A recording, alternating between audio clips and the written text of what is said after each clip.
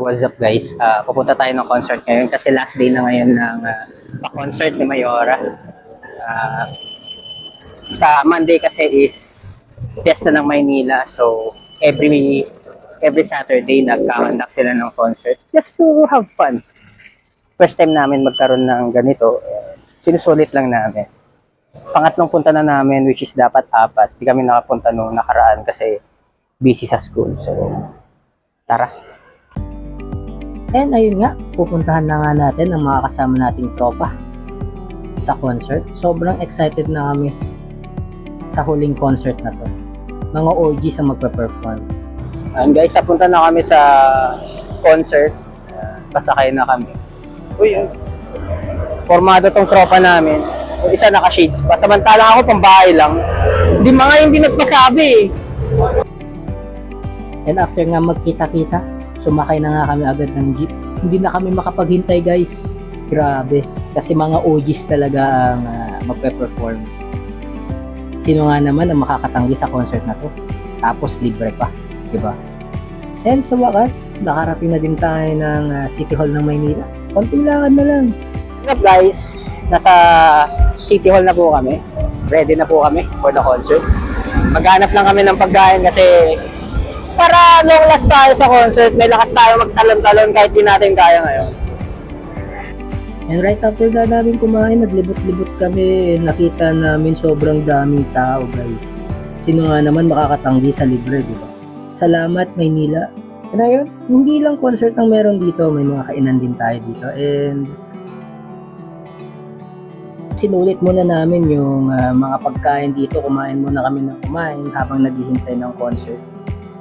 Sulit naman siya guys, sobrang sarap pa ng mga nabili namin. Hindi na kayo magsisisi guys.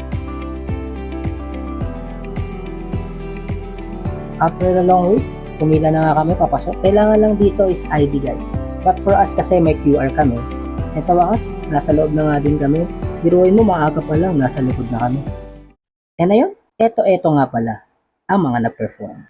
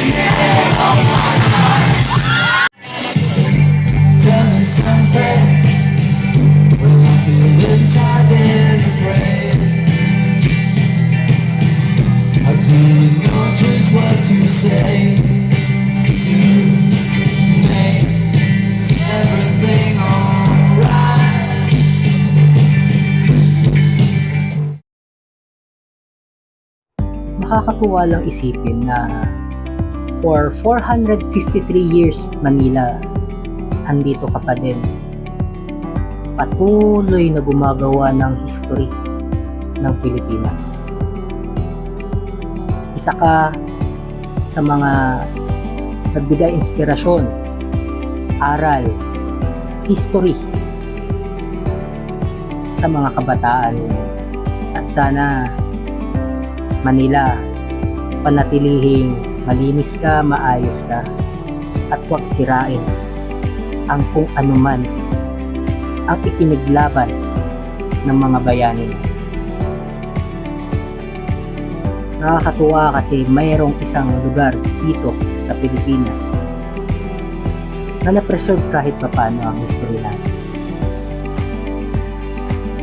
Sa araw ngayon ng Maynila, sana bigyan ka pa ng halaga, proteksyon at kagandahan ng mga susunod na henerasyon.